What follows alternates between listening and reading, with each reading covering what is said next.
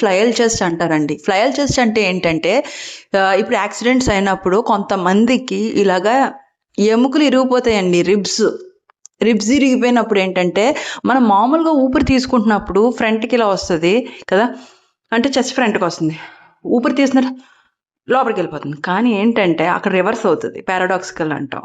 మనం తీసుకుంటుంటే చెస్ట్ లోపలికి వెళ్తుంది, ఊపిరి తీస్తున్నప్పుడు బయటికి అంటే చెస్ట్ ముందుకు వస్తుంది.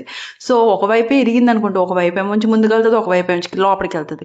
ఇలాగ ఏమైనా రోడ్ ట్రాఫిక్ యాక్సిడెంట్ మీకు ఇలా కనబడిందంటే అది ఎమర్జెన్సీ అండి. ఎమర్జెన్సీగా అంబులెన్స్ని పిలాలండి. మీరు ఒక్కోసారి ఏంటంటే స్పైన్ ఇక్కడ ఏంటంటే స్పైన్ కూడా ఇంజురీ అయిపోతుంది. మీరు ఎడపెడ పైకి ఎత్తేయకూడదు, టోటల్గా పెరాలిసిస్ అయిపోతుంది. సో ఎవరినైనా ఎడపెడ ఎడకుండా సైడ్ పెట్టాలి. ఎమర్జెన్సీ మేనేజ్మెంట్ డాక్టర్స్ చూసుకుంటారండి. కనిపిస్తుంది రోడ్డు మీద అంటే మాత్రం కంపల్సరీ అంబులెన్స్ నెక్స్ట్ కాల్ చేసేయండి.